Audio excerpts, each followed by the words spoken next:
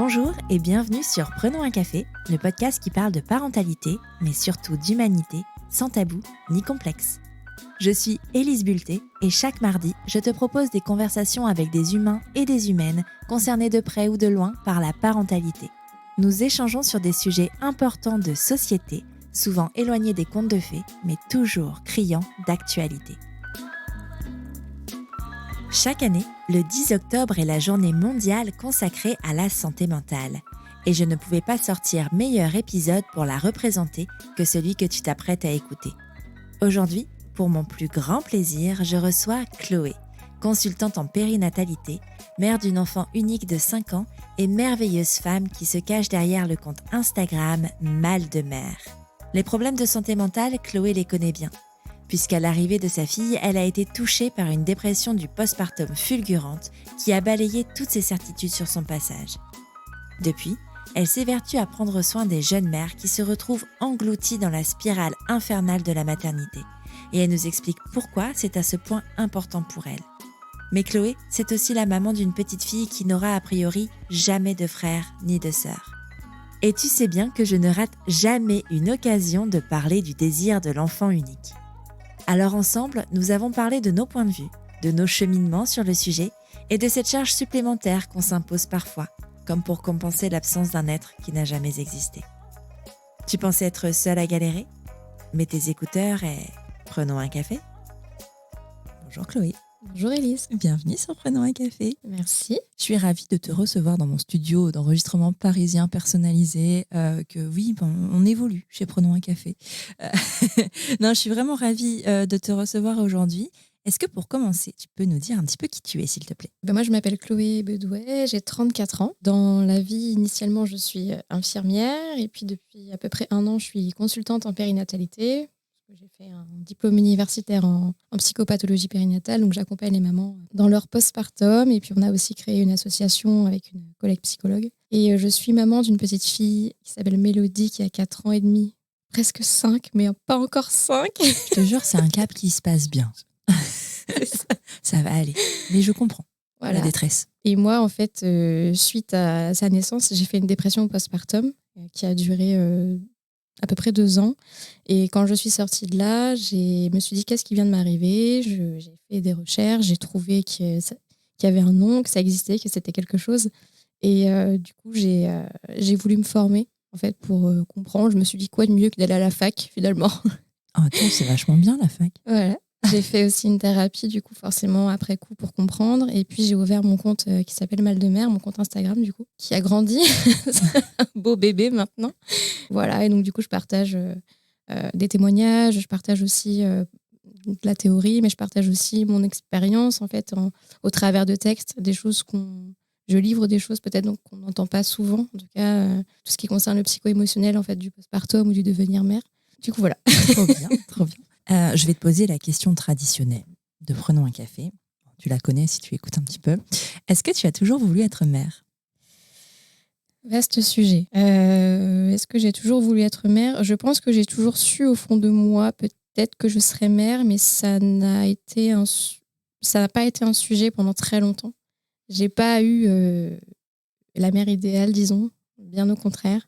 Et moi, j'avais qu'une envie quand j'étais enfant, c'était de grandir, c'était d'être après. Et donc, pendant longtemps, ça n'a pas trop été un sujet jusqu'à ce que je rencontre la bonne personne. Et par contre, une fois que j'ai eu envie d'être mère, c'était urgent d'être mère. Ouais. Je pensais qu'à ça, ça y est, ça avait...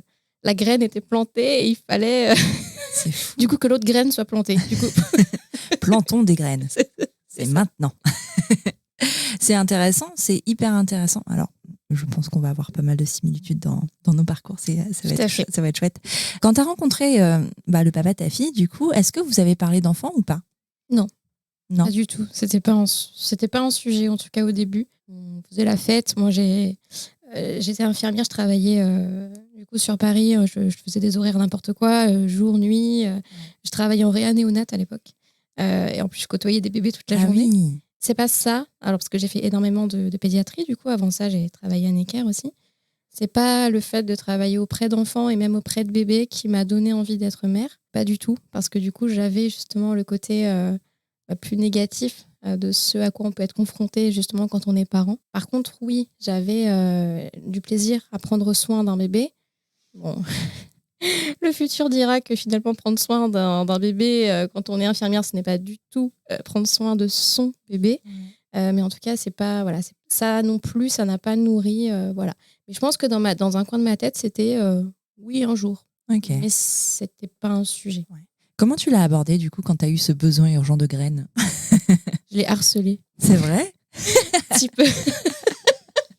Comment ça, tu l'as harcelé? Tu l'attendais devant la porte en rentrant le soir? Alors? Non, je lui ai dit voilà que j'avais vraiment envie qu'on ait un bébé. En fait, on était dans un tout petit studio et on voulait en fait déménager parce qu'en plus c'était un peu galère avec les horaires décalés tout ça. Et voilà, je devais attendre. En fait, il est du genre à faire les choses dans l'ordre. Ouais. Et moi, je suis assez impulsive. Et puis moi, je suis du genre à dire on n'a qu'une vie et quand j'ai envie de quelque chose, faut que ça aille très vite. J'ai un côté assez impatient. Et moi, je m'en fichais, en fait, qu'on soit dans cet appart ou qu'on ait une maison. Moi, je voulais juste un bébé, je voyais pas le... Mais de toute façon, enfin, le truc de je veux juste un bébé, même dans l'après, dans tout ce qui est postpartum, moi, je me suis toujours dit, putain, mais j'ai juste voulu un bébé, quand j'ai pas voulu sombrer en dépression postpartum. T'avais pas pensé le devenir mère, en fait? Non, pas du tout. Non. Moi, je voyais le truc de, on va juste avoir un bébé, donc ça va, ça se fait, la logistique, ça se fait, tranquille. C'est juste un membre en plus, finalement, Oui. entre nous. Enfin, Oui. on passera de 2 à 3. Oui. Mais c'est tout. Enfin, t'avais pas imaginé que ça pouvait changer autant de choses à l'intérieur? Tout à fait. En fait, j'avais très bien conscience de toutes les conséquences organisationnelles. Voilà, je m'étais dit, voilà, il y aura une nounou, etc. Enfin, j'avais beaucoup pensé tout ça, même pendant la grossesse. Ouais. Le côté matériel, le côté...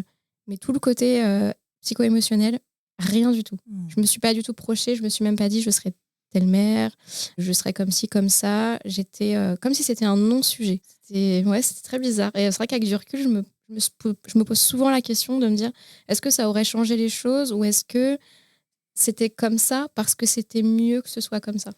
Alors moi, je pense que, enfin, tu vois, genre tout ce qui est dépression, tout ce qui est maladie un petit peu au niveau du psychique et du mental, elles sont pas là par hasard. Elles sont là pour prévenir de quelque chose. De dire qu'il y a un moment, il faut faire stop et il faut travailler sur soi et aller chercher. Peut-être qu'à ce moment-là, tu n'étais tout simplement pas à ce moment-là de ta vie et tu n'étais pas encore prête et que c'est justement cette envie de maternité, cette envie de, pas maternité du coup, cette envie de bébé qui a déclenché en fait la suite et qui a amené tout ce travail et là où tu en es aujourd'hui. Donc en fait, il n'y a pas de hasard en fait dans tout ça. Et ouais, non, c'est intéressant, mais je pense que il y a beaucoup plus de femmes qui pensent, il y a beaucoup de femmes qui pensent comme ça, tu vois, ou de femmes, je dis des femmes, mais de personnes qui veulent devenir parents, mais qui le voient comme l'addition, comme le membre en plus, comme le fait de sceller un amour, tu vois, de mélanger ce qui est très beau pour le rendre encore plus beau avec un nouveau membre. Et en soi, oui, il y a une partie de ça aussi. C'est vrai que quand tu as un bébé, c'est un peu ça. Mais il n'y a pas tout le reste. Après, je pense qu'aujourd'hui, on en parle aussi beaucoup plus. Il y a 4-5 ans, 5 ans, on en parlait beaucoup moins. Enfin, moi, ma fille a 5 ans et demi. Le mot postpartum, je ne le connaissais même pas alors que j'étais enceinte, tu vois. Donc, il y a beaucoup de choses qui ont évolué aujourd'hui. Donc, je pense qu'on se pose aussi plus les questions. Et pourtant, il n'y a pas tant de temps que ça. Enfin, je veux dire, on parle de 5 ans. Enfin, c'est rien, 5 ans. Et à l'époque, c'est vrai que on ne se posait pas toutes ces questions. D'ailleurs, c'était même pas abordé dans tout ce qui est cours de préparation à la naissance, ce genre de choses. En fait, j'ai quand même j'ai eu une phase où, parce que j'ai toujours eu des soucis avec ma mère, tout ça, et j'ai eu une phase un peu compliquée dans ma grossesse. Et ma sage-femme m'a dit, c'est pas le moment, vous êtes enceinte, c'est pas le moment de... Alors que justement, en fait, c'était le moment. Parce que justement, marrant. J'étais en pleine justement transparence psychique. Il y avait des choses qui remontaient. Et c'était le début, en fait. C'était le début du tsunami du postpartum. Ça couvait. Et je pense qu'on a mis en gros, c'est comme si on avait mis un mouchoir dessus en me disant c'est pas le moment. Donc je me suis dit ah ok, en fait la grossesse c'est pas le moment pour ça. Bon ok, du coup je vais faire autrement, je vais ravaler un peu ce que j'aurais peut-être envie de faire ou de dire. J'ai quand même un peu confronté ma mère, mais à demi-mot. Je suis pas allée jusqu'au bout en fait, je pense, de ce que je ressentais vraiment au fond. Et le problème, c'est que tout a explosé en fait en postpartum et littéralement partout sur les murs, sur le plafond, sur le sol. Enfin, ça a été du coup exponentiel en fait. Et j'ai pas eu cet espace en fait de parole.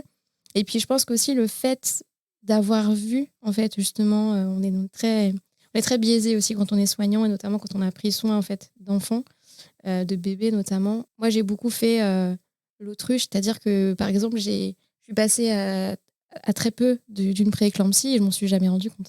Ah alors ouais. que n'importe quoi. Mais comment Alors, comment c'est je sais possible? pas, j'étais dans un. En fait, il y avait Chloé et Chloé.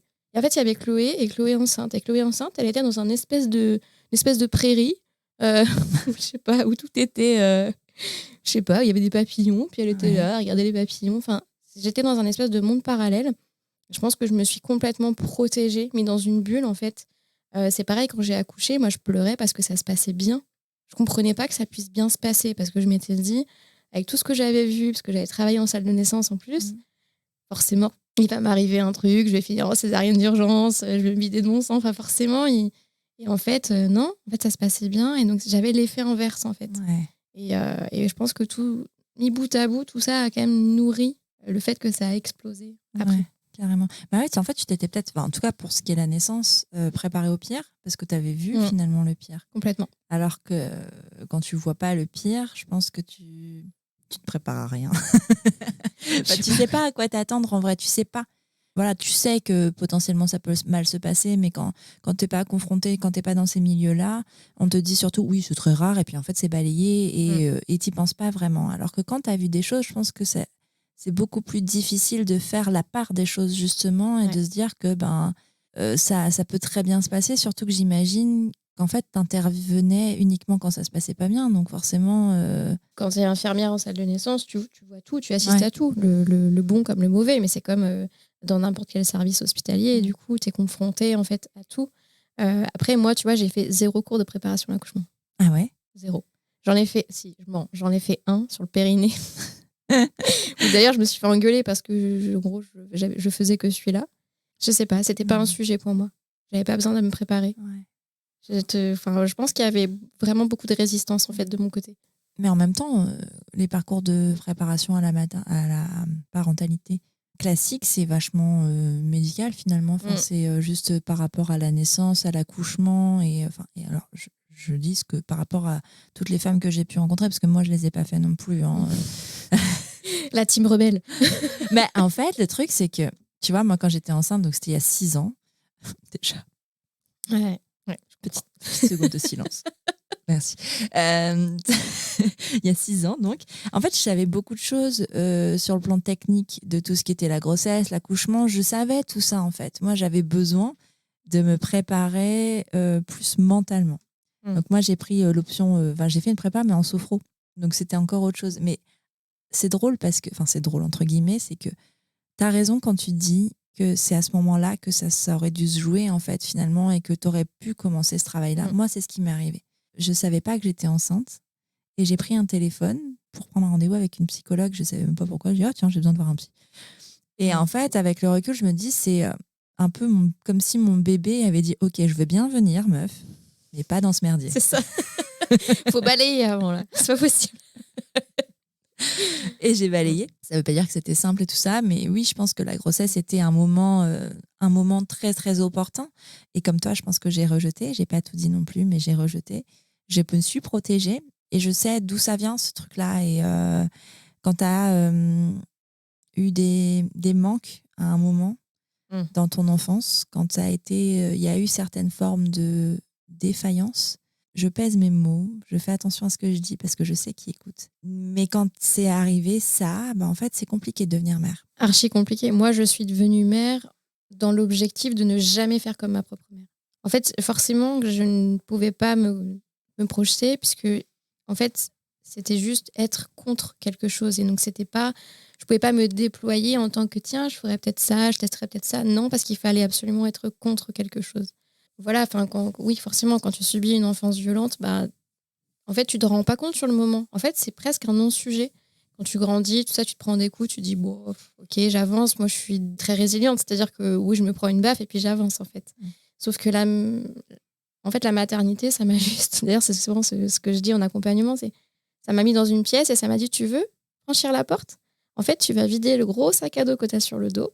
Tu vas fouiller ce qu'il y a dedans. Tu vas regarder déjà ce qu'il y a dedans pour en avoir conscience et puis tu vas vider des choses. Et en fait, j'ai découvert, en fait, moi, énormément de choses. Quand ma fille est née, je disais, tout est remonté. J'avais des flashs, je faisais des cauchemars, j'ai des vérités, en fait, qui ont éclaté en même temps que sa naissance, mais quasiment tout de suite, en plus. Et du coup, à gérer, ça a été ça, plus le postpartum. Ça a juste été insupportable en fait. Et donc forcément, j'ai sombré dans la dépression postpartum, mais encore avec la notion de résistance, qui fait que ça a duré 2 ans. Pourtant, j'ai demandé de l'aide. Bon, j'ai pas non plus reçu l'aide escomptée, parce qu'encore une fois, à ce moment-là, on n'en parlait pas forcément. Et puis, quand j'ai dit quand même à la psychologue de la maternité, quand ma fille a eu 3 mois, je lui ai dit hier, j'ai eu envie de me tuer, je pense que je suis peut-être une dépression. Et elle m'a dit non, non, si vous faisiez une dépression, vous seriez au fond de votre lit et pas devant moi. Et moi, je me suis dit, ok, en fait, c'est pas ça. Non, mais c'est fou. Alors, je vais peut-être encore me faire tailler. Parce qu'en dernièrement, il s'est passé des choses quand je râle sur le personnel médical. Mais franchement, quand tu es psychologue De la maternité. en maternité, à quel moment tu peux ne pas prendre en compte une maman en face de toi qui te dit « Hier, j'ai voulu me tuer ». Enfin, je vais dire, c'est ton métier. Ouais, Enfin, puis moi, j'ai pas à prendre à la légère. Non, mais c'est pas de ton fait. C'est pas toi, en fait. Non, mais... C'est pas du tout de ton fait, mais je comprends pas. Enfin, vraiment, c'est des non-sens. Et en fait, ça me donne encore plus envie de faire ce que je fais parce que il faut arrêter, en fait. Faut prévenir, il faut parler encore et encore. Et c'est pour ça qu'on fait ça. Mais c'est pas possible, en fait. Ça aurait pu être tellement dramatique parce que tu aurais tellement pu passer de l'envie à l'acte, en fait. Et il y en a des mamans qui passent à l'acte. Tout à fait. C'est dramatique. Et en plus, j'avais fait d'ailleurs un post sur ça, et en fait, malheureusement, j'avais reçu plusieurs témoignages, alors souvent c'est en message privé, de femmes qui ont vécu la même chose, avec des psychologues aussi, souvent de la maternité. Et ça arrive en fait. Alors après, voilà, on n'est pas forcément formé, mais j'estime que quand on est face à ce type de public, quand même, il y a un minimum, quoi. Et c'est vrai que je pense que... Alors après, en fait, avec du recul aussi, forcément, je me dis, est-ce que je lui ai tout dit? Est-ce que la façon dont j'ai verbalisé les choses, est-ce que c'était assez explicite? Mais je pense que de dire à quelqu'un, j'ai eu envie de me tuer, je vois pas comment je pouvais le dire autrement. Peut-être que tu aurais dû préciser comment. Non, mais même, oui, bien sûr que tu as probablement dû le dire avec un détachement qui était, oui. tu vois, type, t'aurais pu dire, j'ai plus de Doliprane, t'aurais dit la même chose, tu vois, probablement. Il n'empêche que, je sais pas, quand tu fais ces métiers-là, tu dois avoir une certaine sensibilité et tu reconnais les signes. Je veux dire, toutes les mamans ne disent pas, j'ai eu envie de me tuer. Enfin, je veux dire. Non, heureusement d'ailleurs. Heureusement, non, mais vraiment. Oui. C'est qu'il y a un moment derrière, il y a une détresse en fait. Ah oui, j'étais hyper mal, ça c'est sûr. Après, on se voyait énormément parce que c'est quand j'ai repris le travail que ça a flambé. Et en fait, on se voyait, on parlait beaucoup du travail. Moi, j'étais persuadée pendant très longtemps que le problème, c'était le travail. J'allais pas bien parce que mon travail ne me convenait plus et j'avais pas réussi. Enfin, j'avais du mal à reprendre ce travail en réa-néonate après être devenue maman. Oui, d'accord. Et donc, ce qui fait sens en soi. Voilà. Et donc, on travaillait beaucoup là-dessus, mais derrière ça, il y avait une montagne. C'est-à-dire que ça, c'était juste la partie semi-immergée de l'iceberg. C'est-à-dire que c'était pas le problème, c'était une manifestation du problème, en fait. Ouais. Et donc, il fallait derrière ça, normalement, creuser. Après, c'était... Voilà, elle m'a renvoyée vers un collègue pour faire une psychothérapie parce que, oui, c'était pas l'endroit, parce qu'elle était plutôt psychologue du postpartum immédiat, de passer en chambre, etc. Alors, la personne me parlait de Freud et moi, j'étais là, je comprenais rien à ce qu'il me disait. Et j'avais pas besoin de ça en fait. Donc après j'ai un peu laissé couler, j'ai un peu abandonné et je me suis disons que je me suis réparée autrement. Mais ouais, du coup, j'ai été un peu frustrée quand même de cet accompagnement, de ce non-accompagnement d'ailleurs, et j'ai mis du temps après d'ailleurs, une fois que tout est passé, à trouver la bonne personne. Et j'ai pleuré en fait quand je suis rentrée dans le bureau de cette femme. On a échangé un peu et en fait, je me suis mise à pleurer en me disant mais vous êtes la bonne personne, c'est merci, juste merci d'être la bonne personne, je sais maintenant que ça va aller. Et on a fait une thérapie et on a déterré les squelettes. Ça a été extrêmement difficile, je pense que ça a été la chose la plus difficile que j'ai eu à faire de toute ma vie parce qu'il y a des vérités qui sont insoutenables à entendre, mais ça m'a sauvée. Cette femme m'a sauvée et pourtant, elle n'était pas formée, c'était pas une psychologue spécialisée en périnatalité, mais elle avait cette sensibilité, cette empathie et cette ouverture d'esprit, de compréhension aussi de ce que ça peut être que devenir mère de façon difficile en fait. Ouais. C'est. Mais... Je t'ai plombée. Pas du tout. Non, pas du tout. Mais tu sais bien que moi, c'est ma passion. J'aime les gens qui vont mal. Je rigole. C'est fou rire. J'aime bien quand ils vont mieux surtout. Non, mais c'est marrant parce que tu vois, moi aussi, je ressens pas mal de messages sur Instagram de personnes qui me disent justement qu'ils vont pas bien, qu'elles vont pas bien, tout ça. Et c'est difficile pour ces personnes de trouver l'accompagnement qu'il leur faut. Et j'arrête pas de dire, en fait, il faut persévérer et parfois, c'est pas la bonne personne. Mais c'est tellement dur déjà quand toi, tu vas pas bien, de dire, tu vas te prendre un mur parce que la personne en face de Bien toi sûr. te convient pas et tu dois encore donner des efforts Ouais. pour aller chercher une autre personne. C'est super difficile. Et tout comme recommander quelqu'un en psy est difficile parce qu'en fait, quelqu'un qui va me convenir à moi va pas forcément te convenir à toi. Et donc, du coup, tu peux aller chez quelqu'un par recommandation et dire, en fait, non, ça marche pas. Mais parce que c'est de l'humain. Tout à fait. C'est de l'humain et t'as pas toujours la connexion. Et surtout quand tu vas creuser des trucs comme ça, je veux dire, il faut une certaine confiance. Tu peux pas... Ça marche pas de toute façon quand il n'y a pas cette connexion. Et parfois, on a de la chance, on trouve la bonne personne du premier coup. Parfois, il faut plusieurs essais. C'est comme les relations de couple, en fait. Parfois, tu tombes sur la bonne personne du premier coup et jackpot, mais parfois, tu essuies des dates Tinder. Et Foiré, complètement foiré. Voilà, on n'a pas tous le même parcours, mais on a des histoires à raconter. C'est ça. Ça fait des anecdotes Voilà. Anecdotes pour après. Mais ouais, mais c'est hyper dur, ça, parce que non seulement, vraiment, l'étape de se rendre compte qu'on va pas bien, d'aller chercher de l'aide, ça prend déjà un laps de temps, de reconnaître, de l'énergie aussi. Et puis, à côté de ça, à la maison, ça peut aussi être compliqué parce que... Ça, c'est sûr. Comment tu vas nous raconter peut-être, est-ce que tu as réussi à créer du lien avec ton bébé? Alors, quand ma fille est née, donc elle est sortie, j'ai croisé son regard et je me suis dit, ok, je suis dans la merde. En fait, je l'ai aimé instantanément et l'amour de toutes les personnes que j'avais sur cette terre a été mis en elle d'un coup. C'est-à-dire qu'il n'y avait plus personne d'autre qui n'existait sur la terre, mis à part elle. Et donc, moi, j'ai un peu l'effet inverse, c'est-à-dire que cet amour presque trop fort, en fait, trop violent, trop puissant, m'a complètement déstabilisée. Et c'est lui qui a appuyé sur play, en fait. Ah ouais. C'est lui qui a été le déclencheur de... En fait, le mécanisme, le premier mécanisme, ça a été, ok, si devenir mère, c'est aimer autant, forcément, j'ai pas été aimée. Et donc, en fait, de là, tout a découlé. En fait, c'est comme si elle avait vraiment appuyé sur play, en fait. Et après, voilà, du coup, comme je l'aimais tellement, et puis je culpabilisais tout le temps, et puis j'étais en hypervigilance. Moi, j'ai passé des nuits à la veiller, à la regarder, je dormais plus. Enfin, c'était insupportable. Il fallait que rien lui arrive. En fait, je revivais tout ce que j'avais vécu bébé à travers elle. Ah ouais. Mais ça, je l'ai compris très longtemps après. Mais, non, j'ai cru ça. par exemple, quand elle pleurait, je partais vomir. Ah ouais. Parce qu'en fait, c'était mes pleurs à moi, de par certaines violences et qui étaient insupportables en fait. Et des choses qu'elle pouvait vivre en tant que bébé, c'était insupportable pour moi. Ouais. C'était une fusion-confusion en fait. On était extrêmement fusionnels parce que elle était mon tout, elle était mon monde en fait. Et moi, j'étais plus rien. J'étais morte à l'intérieur. Vraiment, il y a un truc qui s'est éteint. Et en fait, je mettais tout le temps mon masque. En fait, mon masque de jeune maman où ça va à peu près. Sauf que les personnes qui me connaissaient n'étaient pas forcément dupes. Mais j'ai tellement mis tellement de barrières, tellement de résistance que j'étais plus dans l'agressivité, le rejet. Enfin voilà, ça a été très très dur. Forcément, mon couple, on a failli se séparer. Hein. Clairement, je pense que j'étais horrible. Et en même temps, j'étais extrêmement triste. J'avais une tristesse, c'était horrible. J'avais l'impression que personne comprenait en fait ce que j'étais en train de vivre et même moi-même je comprenais pas ce que j'étais en train de vivre. Je me rappelle, je tapais sur Google des trucs bizarres genre je sais pas, mère triste, est-ce que je suis bizarre, enfin j'ai tapé des trucs comme ça un peu improbables parce que je me disais en fait t'es devenue mère et en fait t'es pas faite pour ça, regarde dans quel état ça te met, t'es nulle.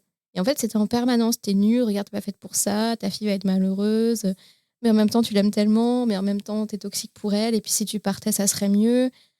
Et en fait, tout ça nourrit après en fait, une capacité maternelle qui est complètement détruite, une estime de soi dans les chaussettes, une confiance en soi complètement détruite aussi. Ouais. Et puis on se sent, et puis on essaye après de ramer au fur et à mesure, de trouver des solutions. Je pense que ce qui m'a sauvée, c'est justement ce tempérament et ce mécanisme en fait que j'ai toujours eu de avance, ça va aller, avance. Et alors, ça n'a pas été simple. Franchement, ça a été hardcore, mais je pense que ça m'a quand même sauvée, notamment du manque justement d'accompagnement et de ressources que j'ai pu trouver.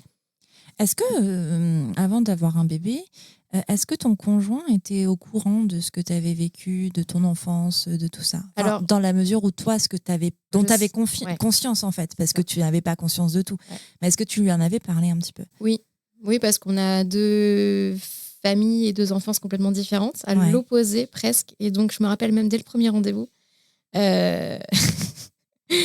Non, parce que je repense à notre premier rendez-vous, c'était Mais c'est tellement drôle. n'importe Mais quoi. vas-y, raconte-nous. Moi, j'aime bien les trucs n'importe quoi. On s'est rencontrés sur Adopte un mec. Voilà. Et donc, non, en gros, bouteille de vin, paquet de chips sur les quais de Seine, et puis un truc un peu à l'arrache, quoi. C'était sympa. Trop bien. On n'arrêtait pas de s'envoyer des pics. Voilà, moi, j'ai su tout de suite que c'était la bonne personne. Et puis, on s'est rapidement rendu compte que oui, on avait quand même des parcours très différents, on venait de familles très différentes, et que moi, j'étais un peu l'écorché vif de la team, et que lui, il avait quelque chose de beaucoup plus stable, etc. Et que du coup, ça pouvait... Et je me rappelle lui avoir dit, tu sais... si on pense que ça peut poser problème, il faut rien commencer parce qu'en fait, rien ne changera. En fait, on peut pas changer ce qu'on a traversé, ce qu'on a vécu, la famille qu'on a, etc. Et j'avais conscience que ça pouvait poser problème. Et en effet, ça a posé problème à certains moments. On a su, je pense, faire avec. Mais c'est vrai que notamment dans ce cas-là, lui, il me disait, de toute façon, il a des phrases difficiles. Des fois, il me dit, de toute façon, tu peux pas comprendre, t'as pas de famille. Des choses, enfin, c'est pas méchant, c'est juste qu'en fait, je pense qu'il a du mal aussi à comprendre. Et moi, pareil aussi, il y a des choses que j'arrive pas à comprendre de son fonctionnement avec sa famille. Et donc, on arrive de mieux en mieux à s'accorder sur le sujet parce que je pense qu'on a chacun aussi fait des compromis et du coup, activé, pareil, la compréhension de ce que vit l'autre et de comment ça se passe pour l'autre. Mais oui, forcément, ça crée des divergences parce que c'est comme si c'est comme si on venait de 2 planètes différentes et qu'on devait s'accorder là sur la même planète. Ouais. Forcément, tu te construis forcément avec ce que tu as traversé et donc ça crée chez toi des comportements, ça crée des mécanismes en fait de fonctionnement. Et donc du coup, bah oui, des fois l'autre il comprend pas pourquoi tu réagis de telle façon, pourquoi tu es comme ci, pourquoi tu es comme ça. Alors moi je suis très moi, je comprends vite beaucoup de choses, donc je lui explique souvent, bah tiens, je fais ça parce qu'il y a ça, et en plus avec la thérapie, ça m'a permis vraiment de... Moi, c'est comme si soit elle avait allumé la lumière, ou soit elle m'avait aidé à faire le puzzle, et que d'un coup j'ai le puzzle et je me dis ah ouais, en fait, du coup, si je fais ça, c'est parce que ça, ah ouais, je me suis toujours dit, pourquoi tu fais ça, c'est bizarre et tout. Et en fait, c'est vrai que c'est... Alors, ça a été super dur, mais franchement, aujourd'hui, ouais, il n'y a plus de trous, en fait. Ouais. Je suis plus un gruyère, quoi. Je suis plus un gruyère qui essaye de marcher, là, comme ça, avec ses trous. Je pense que je garderai cette citation. Ouais, Non, mais je comprends exactement ce que tu veux dire. Et c'est tellement agréable, en fait, quand tu comprends ton mécanisme, quand tu comprends pourquoi telle chose te fait réagir de cette façon, et te dire qu'en fait, ça va passer parce que tu sais que... Voilà, enfin, ça peut être sur des comportements addictifs, ça peut être sur plein de choses. En fait, ça peut se traduire de tellement de façons. Et tu vois, on te dit, on entend beaucoup parler de tout ce qui va être problématique, type alcool, cigarettes, drogue, en gros. Mais en fait, il y a plein d'autres petites choses.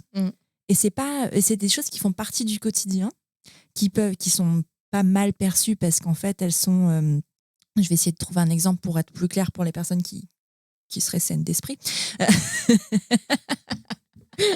Soyons clairs pour eux. Voilà. Mais je sais pas, tu vois, moi, par exemple, j'ai toujours besoin de triturer des t-shirts en coton ou des draps en coton.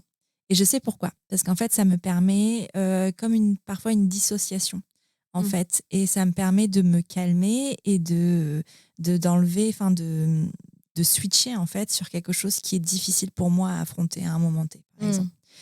C'est un geste tout bête qu'on ne voit pas. Bon, je le fais tout le temps sur ma fille, elle me dit tout le temps, mais arrête maman, ça chatouille. Mais je sais pourquoi c'est là, tu vois. Il y a comme aussi le fait de, par exemple, parfois gratter des boutons. Tu vois, tu grattes des boutons parce que c'est dégueulasse. Hein. Mais parce qu'en fait, ça te permet de... en fait, c'est des petits trucs comme ça qui peuvent te rassurer, qui peuvent te permettre de soit dissocier, soit déconnecter pour en fait pas toucher ce qui est palpable parce que c'est douloureux, parce que être dans le présent, être dans le... Tu me diras si tu ressens la même chose, hein, mais être dans le présent et être dans le physique, dans ce qui est touche, dans connecté à la terre, c'est douloureux. Ça fait trop mal. Donc en fait, généralement, il n'y a pas de généralité, hein, mais on peut avoir tendance à être vachement plus dans le spirituel, dans la vitesse d'esprit, dans la compréhension de l'autre, dans l'empathie plus. Parce qu'en fait, on a développé l'esprit, le cerveau à fond pour pouvoir échapper à la réalité. C'est en gros ça qui se passe. Alors, c'est pas pour faire de la psychologie de comptoir, mais c'est des choses, des mécanismes qui, quand on les comprend, en fait, sont vachement plus faciles à vivre. Et ça permet de réguler aussi les émotions plus facilement sans avoir à partir dans des tristesses extrêmes, dans des colères extrêmes, mais vraiment de se rassurer et d'être en fait pour soi ce qu'on n'a pas reçu en étant enfant et en fait pour justement être ce petit protecteur de l'enfant intérieur pour soi-même. C'est un peu comme de devenir infirmière, de prendre soin des autres pour éviter de prendre soin de soi-même, ou d'être centré en tout cas sur les autres pour justement ne pas être centré sur soi-même. Ouais. Et après, j'en viens même des fois à me dire, putain, en fait, t'es même pas devenue infirmière pour rien, quoi. Enfin, c'est-à-dire que... Ouais. Et c'est pareil, moi j'ai un mécanisme, alors moi je fais du shopping quand ça va pas, c'est-à-dire que j'achète pas forcément des choses, mais c'est automatique. Il faut que j'aille dans un magasin, principalement de vêtements, et que soit je regarde des trucs, ou soit c'est vraiment... Et en fait, j'ai compris pourquoi il y a pas longtemps, c'est-à-dire que c'est un des seuls souvenirs positifs que j'ai avec ma mère, c'est qu'on faisait ça, et en fait, ça m'apportait du plaisir, et à ce moment-là, les choses étaient apaisées à peu près. Et donc, je pense que j'ai associé ça, en fait, à l'apaisement. Et du coup, c'est vraiment un... Genre, Gémeaux, c'est un refuge, quoi. Deuxième citation. Enfin, non, voilà, oui. C'est très bizarre, mais en fait, c'est comme ça. Et c'est vrai qu'une fois que l'on comprend, on se dit, ah, ok, d'accord. Ok, en fait, j'ai besoin de ça. Bon, en soi, ça fait de mal à personne, hein, donc je le fais. Et c'est vrai qu'à chaque fois, ça me permet de gérer l'émotion sur le coup, de prendre du recul, de me vider la tête en regardant des robes fleuries, et puis voilà. Non, mais je comprends exactement. Moi, j'ai eu ce rapport-là avec la cigarette. Le côté, non, mais le côté plaisir, tu vois, d'être inclus dans quelque chose qui réunissait. Moi, à la maison, tout le monde fumait. Et d'être inclus vraiment dans ce truc-là et de faire partie d'un groupe avec la cigarette. Ça aurait pu être autre chose, hein, mais là, pour le coup, c'était ça. Mais c'est marrant, hein. Enfin, c'est marrant, c'est pas drôle du tout. Mais tu vois, il y a plein de choses comme ça qui te rassurent et en fait, tu le vois pas en fait comme des signes. Tu le sais pas, ça. Et généralement, ça explose à un moment de vie intense. Le devenir mère en est un. Ah bah ça, c'est pas moi qui vais dire le contraire. Non, mais c'est vrai, le devenir mère, le deuil, la perte d'un membre. Ça, c'est des choses qui vont raviver le truc et qui, sont difficiles. Je t'ai demandé pourquoi, si tu en avais parlé à ton conjoint, justement, pour savoir, si pour lui, c'était sorti de nulle part, en fait, parce que ça peut être compliqué aussi pour la personne qui accompagne de dire, en fait, c'est pas du tout avec cette personne-là que j'ai fait un enfant, parce que c'est un peu ça. C'est ça, mais de toute façon, c'était exactement ça. Il m'a dit, lui, il n'a pas compris, hein. Il m'a dit, c'est pas ce qu'on était censé vivre. Souvent, il m'a répété ça et il m'a même dit, arrivé vers la fin où finalement, on s'est pas séparés, il m'a dit, je suis restée, quoi. Ah, ça, je comprends. J'avais pas forcément envie de rester. Mais ça a été vraiment extrêmement dur. Et lui, il a pu comprendre a posteriori quand moi, j'ai compris. En fait, quand moi, je me suis dit, non, en fait, c'était pas de ma faute. Parce que moi, j'avais ce truc de, c'est moi qui ai apporté ça à la maison. C'est moi qui ai changé. C'est moi qui suis devenue cette personne que moi-même, je ne supporte pas, mais je ne comprends pas pourquoi je suis comme ça. C'est moi qui mets la mauvaise ambiance. C'est moi qui pourris le truc, en fait. Et en fait, j'ai compris. C'était pas de ma faute. Je subissais tout autant, voire même plus que du coup les autres, ce qui m'arrivait, en fait. Et j'avais pas choisi. Et même, j'étais très en colère de me dire, punaise, en fait, je subis un truc qu'en plus de base, on m'a fait subir. C'est-à-dire que ça résulte d'un truc pourri qui est en train de réémerger de cette façon-là au moment où j'ai pas besoin de ça, en fait. Au moment où j'ai envie juste de kiffer et de me dire, j'ai mon bébé, ma fille est là, je l'aime, on va être heureux, on est 3, on a un chien, c'est cool, on a une maison. Il te faut quoi de plus, en fait? Et en plus, il me disait, mais t'as tout pour être heureuse, je comprends pas. Et moi, je me disais, mais moi non plus, je comprends pas, en fait. Mais voilà, et au moment où tout ça s'est terminé, où j'ai pu moi-même comprendre et lui expliquer, en fait, ce qui s'était passé, ce qui s'était joué en moi, j'ai été vraiment clairvoyante. Moi, je suis du genre, si tu me croises et que tu me dis, ça va? Si ça va pas, je vais te dire, non, ça va pas. En plus, je suis un livre ouvert, vraiment. Et donc, j'ai essayé le plus clairement possible de lui expliquer pour qu'il comprenne. Et en fait, je pense qu'il a vraiment compris. Et lui, ça l'a beaucoup soulagé aussi. Ouais. Parce qu'il y avait une raison. Ça, en fait, mettre du sens derrière les choses, forcément, ça lève aussi les angoisses, ça lève les questions. Et donc, en fait, le fait que moi, j'ai pu expliquer, ça a mis du sens derrière tout ça. Et finalement, c'était pas de notre fait. Ouais. On n'avait pas foiré quelque part. Il n'y avait pas un truc qui avait été loupé. C'était, ça nous est arrivé, ça m'est arrivé. Et donc, ça a eu des répercussions forcément sur notre couple, sur notre famille. Mais on s'en est sorti et finalement, on s'en est sorti sûrement plus fort. Mais en tout cas, c'était pas de notre faute. Non. Mais tu vois, le côté justement, tu vois, ce que ton conjoint a pu te dire, moi je le comprends pour avoir accompagné aussi. Vous voulez une maladie mentale? Demandez-moi, j'en ai plein. Pour avoir accompagné un burn-out. Et en fait, des fois j'étais en colère en fait. Des fois, moi j'ai pas demandé ça. Et moi aussi, j'ai eu envie de partir. On en a reparlé après. Hein. Je dis pas ça, je dis ça avec son consentement. Il est voilà, le pauvre. Éclairé. Mais moi aussi, j'ai eu envie de partir. Et en fait, c'est normal d'avoir envie de partir. On peut rester aussi, hein, mais c'est normal d'en avoir envie parce qu'en fait, c'est pas facile non plus pour les conjoints, d'accompagner. Et on a fait un épisode sur Prenons un café l'année dernière avec Raphaël, qui est le mari de Louise, ma petite Louise, qui a fait une dépression postpartum aussi. Et je trouvais ça important de donner la parole aux conjoints aussi parce qu'en fait, il se joue aussi pas mal de choses. Et si ça peut permettre en fait à vos conjoints, si vous êtes dans une dépression postpartum, si ça va pas, en fait, de comprendre la position aussi de l'autre et de légitimer la souffrance de l'autre aussi, parce qu'en fait, tout le monde souffre dans une dépression. C'est pas juste la personne qui est malade, c'est tout le monde autour, mais ça veut pas dire pour autant que vous devez culpabiliser de ça, parce que c'est pas de votre faute si vous êtes en dépression. C'est pas, voilà, c'est juste que c'est comme un cancer, finalement, quand tu as un cancer, l'entourage aussi souffre. Tu vois, l'entourage qui t'accompagne, c'est difficile aussi pour lui. Ouais, mais il vient pas te dire fais un effort. Non, mais justement, c'est ça, c'est bien ça le problème, c'est que les maladies mentales sont aussi dangereuses que les maladies physiques, sauf qu'en fait, les maladies physiques ont plus de crédit que les maladies mentales. Et ça, c'est un de mes combats principaux, hein, de parler de maladies mentales pour justement montrer qu'elles sont aussi importantes et qu'elles sont aussi mortelles. Parce qu'en fait, le suicide, ça existe. Ah oui, ça existe vraiment, oui. Le suicide, j'ai pas les chiffres sous les yeux, mais c'est un nombre important, un pourcentage important des décès en France. Quand on se suicide, ça veut pas dire qu'on va bien. Les personnes qui se suicident se lèvent pas le matin en étant complètement pimpant et disent « Oh tiens, ça va pas, je me suicide ». Non, c'est quelque chose qui est latent. Généralement, le suicide est résulté d'une dépression. Détectée ou pas, peu importe, mais il y a dépression. Donc c'est dangereux. Et en fait, ça nécessite du soin. Ça nécessite du soin au même titre que les maladies physiques. Alors certes, les traitements sont pas les mêmes dans le sens où ça se voit moins, ça t'affaiblit pas physiquement. Mais en fait, si quand même, parce que tout ce qui touche au psychique t'affaiblit physiquement. T'as la fatigue extrême. Parce que moi, je me souviens de mon mec qui dormait beaucoup, en fait. Mais c'est difficile de dire, bouge-toi.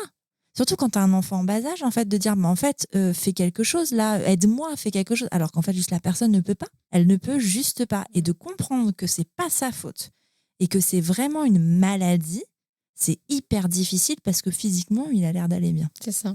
Et en plus, pour rebondir sur les pères, la dépression postpartum maternelle, c'est le principal facteur de risque de la dépression postpartum paternelle. Ouais. Il y a 50% quand même des pères qui peuvent décompenser, en fait.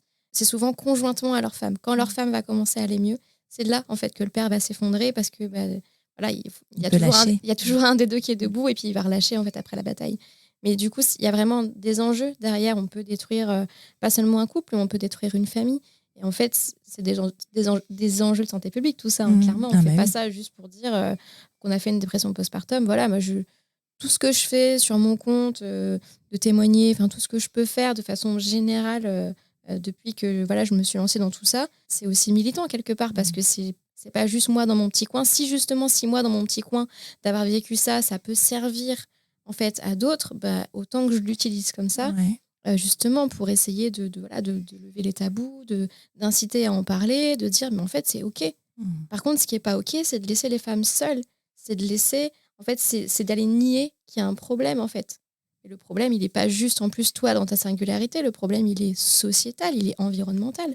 L'environnement fait tout, est fait presque pour que tu te casses la gueule en fait en tant que mère. T'es isolée, t'es pas forcément accompagnée, on a de plus en plus de violences obstétricales, on est vraiment dans un contexte hyper compliqué. Ouais, c'est assez facile finalement de se casser la gueule. Et personne, par contre, il y a beaucoup de gens qui vont dire ah regarde, elle fait pas comme ci, pas comme ça. Mais il y a personne qui va en tout cas très peu de personnes qui vont finalement te tendre la main ou te dire ah ça c'est bien. Non, on va toujours être dans le faut taper sur les mères et puis de toute façon elles font ça depuis la nuit des temps, elles vont y arriver, c'est même pas un sujet en fait. Et devenir mère, il y a rien d'anodin là-dedans, dans tout ce que ça peut réveiller, que ce soit physiquement, psychiquement, émotionnellement, enfin à des degrés divers, mais tout ça compte parce que ça conditionne en fait plein de choses pour l'après. Et puis la dépression postpartum, elle a de réelles conséquences aussi sur le lien mère-enfant, mais aussi sur l'enfant. Donc on est vraiment dans une dynamique de santé publique, encore une fois. Mais tu vois, c'est ma deuxième phrase préférée après il n'y a pas de hasard, c'est l'intime est politique. C'est ça. Parce que c'est vrai. C'est vrai. En fait, c'est pour ça qu'il faut parler. C'est pour ça que quand on a la force et le courage et l'envie, il faut le faire parce que c'est pas juste raconter sa vie, c'est pas juste mettre la lumière sur soi. Non, pas du tout. Ça n'a rien à voir en fait. En plus, je déteste ça, donc...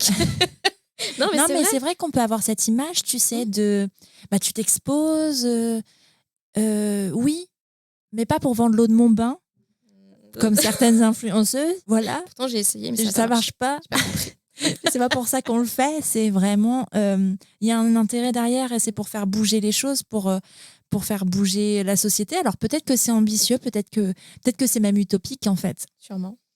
Mais en fait non, moi je suis sûre que non, parce que ça fait 3 ans que je fais ça. Et le nombre de messages que j'ai reçus me disant merci me prouve que ce n'est pas utopique. Non. Et qu'en fait, toutes ces femmes, c'est que des femmes qui m'envoient des messages pour me dire merci. Désolée messieurs si vous écoutez, mais bon, vous pouvez m'envoyer un message pour me dire merci si vous voulez. Moi aussi. Pareil. Mais en fait, toutes ces femmes qui ont pu être aidées ou qui ont pu entendre la parole de certaines personnes qui ont été un déclic à un moment, et ben en fait, elles vont pouvoir passer le flambeau. Et en fait, plus il y aura de femmes, plus il y aura... Et ben en fait, ça va forcément changer. Parce qu'on ne peut pas rester... Enfin, une fois que tu sais, une fois que tu as envie d'aller chercher, ben en fait, tu es presque inarrêtable. C'est que tu iras jusqu'au bout, en fait, pour ça. Parce que c'est pas parce que toi, tu vis un truc dans ton intimité, ça veut pas dire que tu es la seule. Et ça, vraiment, et c'est aussi, deuxième chose pour laquelle je fais ça, c'est pour montrer que personne n'est seul dans ce qu'il vit. Moi, j'ai longtemps cru que j'étais toute seule. J'ai longtemps cru que tout ce que je vivais, tout ce que je ressentais, il y avait que moi qui le ressentais, que j'étais bizarre. Ça résonne. Non, mais c'est vrai qu'en fait, personne pouvait me croire, que personne pouvait se battre pour moi aussi, que personne pouvait écouter ce que j'avais à dire parce que j'étais toute seule. La vérité, c'est que non. Et depuis que je tends ce micro, je me rends bien compte que je suis pas toute seule. Je me rends bien compte que en fait tout ça c'était dans ma tête. Et en fait on fait croire aux femmes qu'elles sont seules. On fait croire aux femmes que ce qu'elles ressentent c'est pas normal, que ne serait-ce que sur même juste un sujet banal tel que les règles, tu vois, d'avoir mal ou de ressentir ou d'avoir des variations d'humeur. En fait elles sont normales.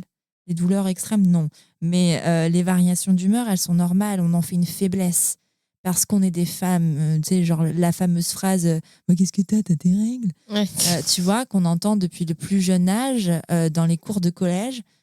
En fait, ça veut dire quoi ? Non, en fait, c'est une force de savoir qu'on a des variations d'humeur et de pouvoir s'adapter à soi-même. C'est une force de pouvoir résister à autant de douleurs. Allez mettre un utérus à un mec, on en reparlera. Mais vraiment, on nous fait croire qu'on est toute seule, qu'on n'a pas le droit de se plaindre, qu'on n'a pas le droit de parler, alors qu'en fait, si, il faut. Parler. Il faut parler et tout ça, ça a un sens. Alors, encore une fois, quand je dis ça a un sens, ça ne veut pas dire que tout le monde devrait vivre des choses dramatiques. Ça ne veut pas dire que c'est bien fait si tu as une dépression postpartum. C'est pas parce que ça a un sens et que c'est pas un hasard que c'est bien fait pour toi. Vraiment pas.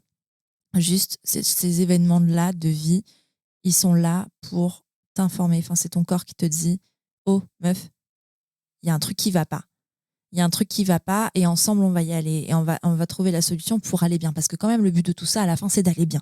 C'est pas juste d'être tout le temps dans la boue, dans la merde. Enfin c'est vraiment pas ça le sujet. C'est vraiment d'aller bien après.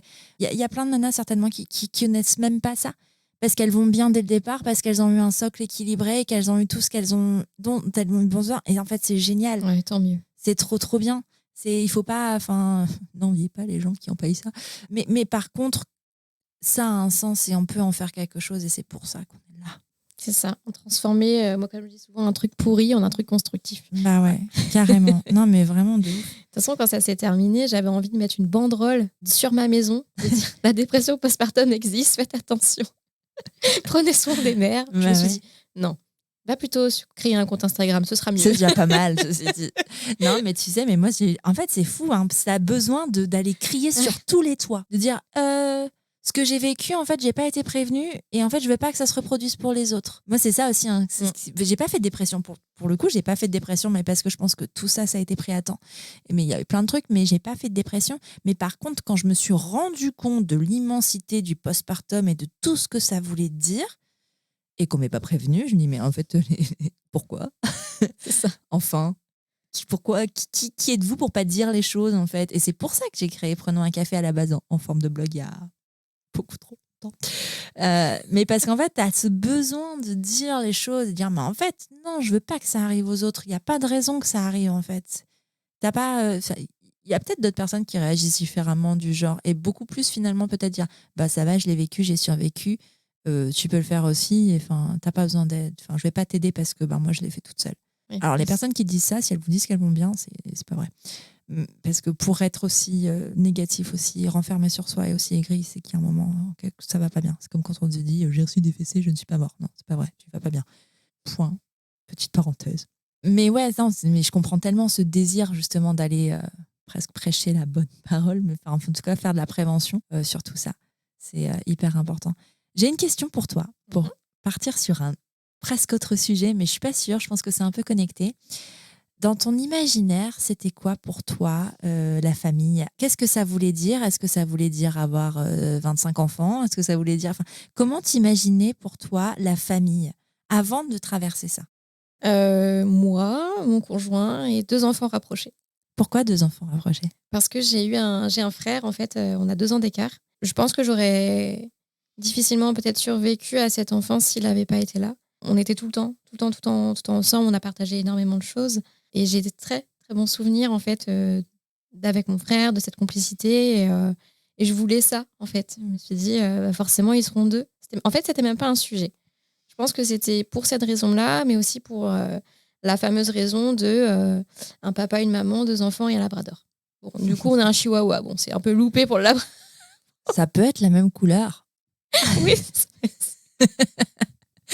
Mais voilà, en tout cas, en fait, c'était pas un sujet. C'était ce sera comme ça. Et c'est pas du tout comme ça. Bah ouais. Et ton conjoint, il avait aussi cette vision-là? Non, je pense pas. Je pense que mon conjoint, il avait aucune vision. Ok. Alors lui, c'est assez intéressant. Ils sont triplés. Ah, c'est marrant. Ouais. Enfin, c'est marrant. Non, enfin, Non, c'est pas marrant. T'as tes réactions des fois, tu dis. Non, mais tout le monde dit ça. Hein, c'est débile. Donc en soi, je pense qu'aussi le fait d'avoir des frères et sœurs, ça devait être un sujet pour lui. En tout cas, ça l'est plus du tout. Ah ouais? Ah non. C'est Il marrant. est, je pense, encore plus réfractaire que moi à avoir un deuxième enfant. Ah ouais? Alors, pourquoi? Enfin, j'ai pas forcément parlé pour lui, mais parlé pour toi. Alors lui, je pense que c'est, je pense qu'il il est traumatisé de ce qui s'est passé en postpartum et puis, il prend aussi la mesure de ce que c'est que d'avoir un enfant, de pouvoir. Ses parents ont toujours fait voyager, enfin ils ont toujours eu beaucoup de choses. C'est vrai qu'aujourd'hui la vie est quand même compliquée parfois. Et je sais qu'il veut en fait pouvoir offrir à Mélodie, pas tout ce qu'elle veut, mais en tout cas Et il tout ce voudrait qu'il pouvoir veut, être capable de lui offrir ce dont elle a besoin. voilà, ouais. voyager, etc. Mais c'est pas tant en termes financiers, c'est aussi, je pense qu'il s'est rendu compte que, comment dire ça, parce que moi je ressens aussi la même chose. Moi je pense que je serais incapable d'être la mère de 2 enfants.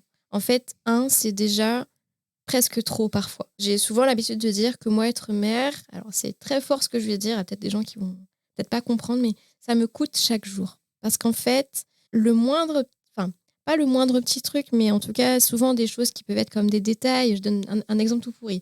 La première fois que j'ai emmené ma fille faire de la trottinette dans la rue, pour aller au parc, c'était genre... je sais pas, comme si je l'avais emmenée à Disneyland 3 jours d'affilée. Enfin, pour moi, c'était un grand pas. Et en fait, il y a beaucoup de choses comme ça dans le quotidien. Alors, ça va beaucoup mieux maintenant, mais en tout cas, qui sont pas anodines en fait pour moi.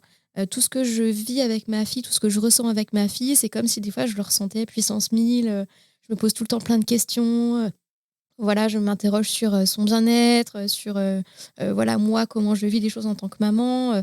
Par exemple, là, elle fait du poney. Et la première fois que je l'ai vue sur un poney, je me suis presque effondrée parce que je me revoyais, moi, sur un poney avec sombre histoire derrière. Et ça m'a tout fait remonter d'un coup. Et je me suis dit, oh là là là là, mais ça va pas être comme ça à chaque fois qu'elle vit quelque chose, en fait. Et en fait, si.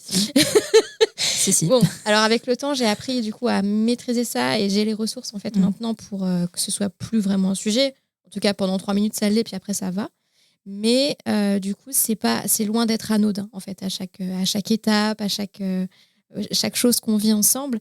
Et donc, je pense que je n'ai pas la capacité psycho-émotionnelle. Et d'ailleurs, souvent mon conjoint me le dit, mais toi, tu serais incapable d'avoir un deuxième enfant pour accueillir en fait un deuxième enfant et pour entre guillemets subir le tsunami que je peux subir parfois dans ma tête, dans mon corps, dans mon cœur, voilà, face à elle en fait.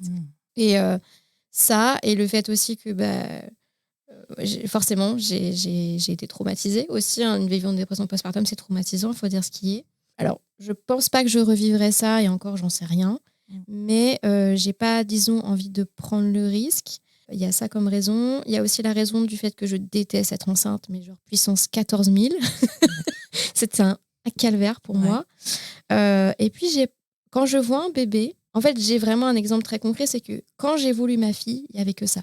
Je ne voyais que ça. C'était dans mes tripes, en fait. Il y avait un truc de l'ordre de « il me faut un enfant là, maintenant, tout de suite ». Mon corps, chaque cellule, en fait, réclamait un bébé. Je n'ai plus jamais ressenti ça.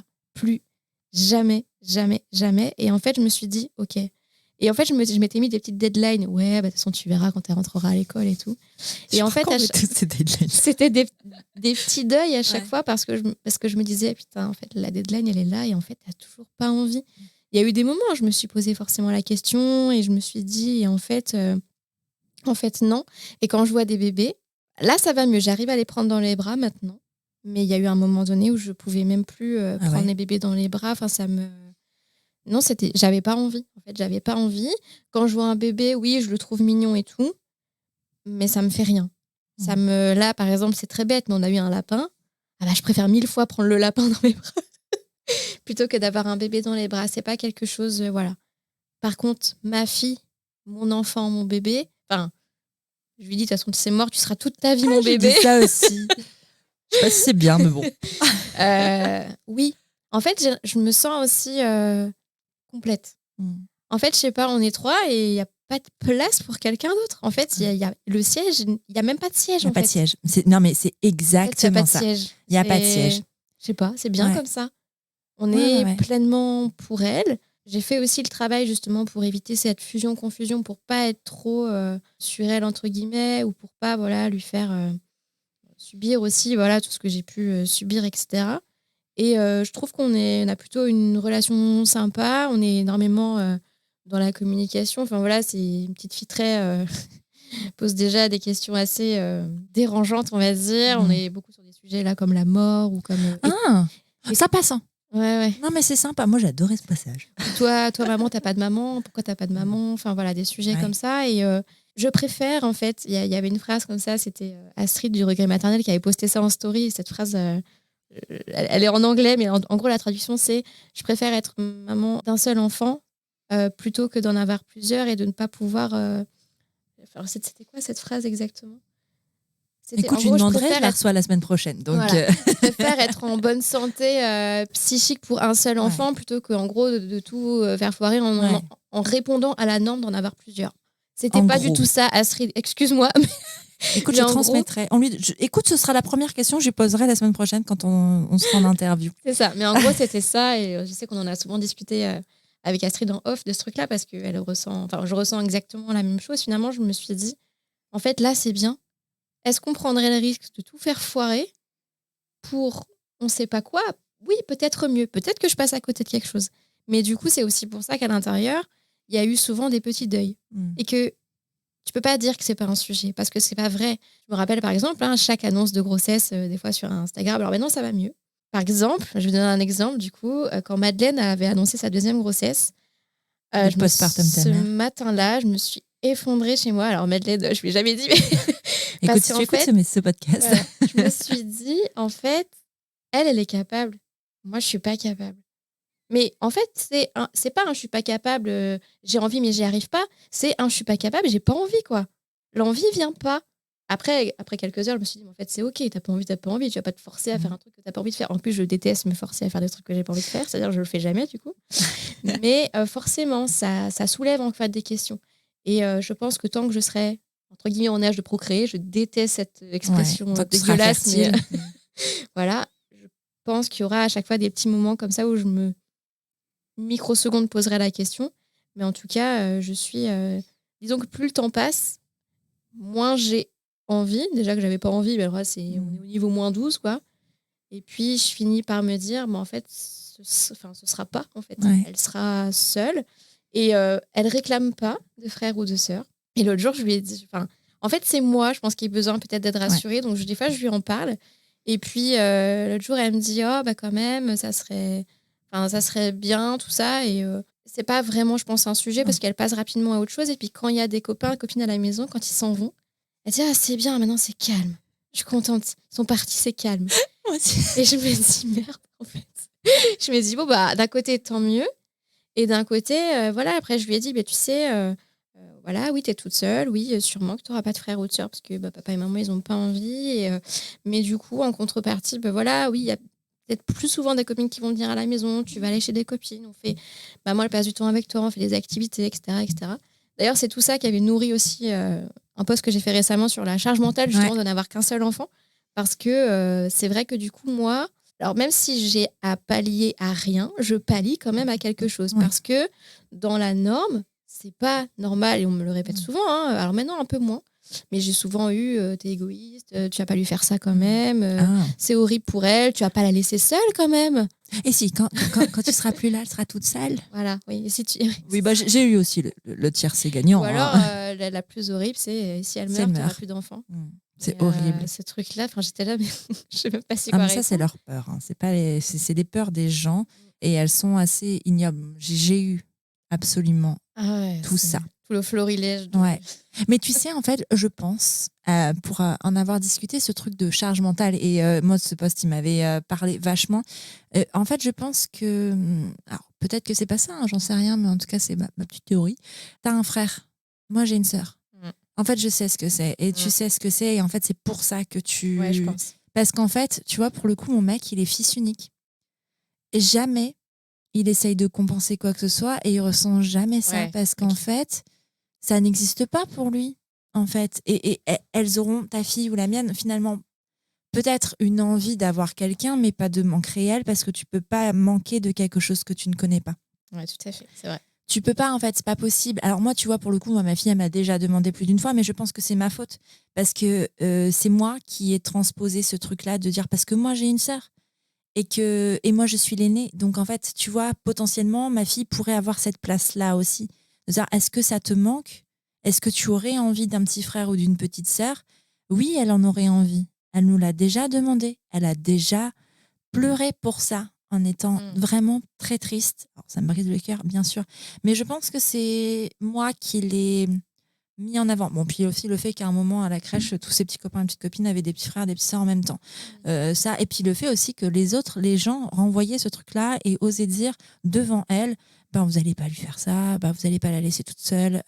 Et qui lui disaient à elle, bah vas-y, insiste un peu, demande à papa et maman, je suis sûre ils vont dire oui, comme si en fait c'était un bonbon, un jouet ou quoi que ce soit. Alors que non. Et par contre, on lui a expliqué, nous on lui a dit que ben non, ça impliquait beaucoup trop d'investissement pour que ce soit juste te faire ce cadeau. C'est pas un cadeau, un frère ou une sœur. C'est pas un cadeau parce que oui, dans le meilleur des mondes, ça se passe bien, mais en fait, ça peut aussi très mal se passer. Ça peut aussi être une très grande souffrance d'avoir un frère ou une sœur. Ça peut être aussi merveilleux qu'horrible, en fait, dans les mêmes relations avec la même personne. C'est pas que du bonheur, en fait. Et pour discuter aussi avec des mamans qui ont plusieurs enfants, bah en fait, elles ont aussi cette ambivalence de se dire, bah en fait, par rapport à leur aîné, de leur dire, bah en fait, je lui ai imposé ça. Parce que c'est aussi ça, tu vois. Bah en fait, du coup, il a moins de temps. Ou par rapport à leur deuxième enfant, de dire, bah en fait, ce que j'ai donné à mon premier, je peux pas le donner à mon deuxième parce que j'ai pas autant de temps.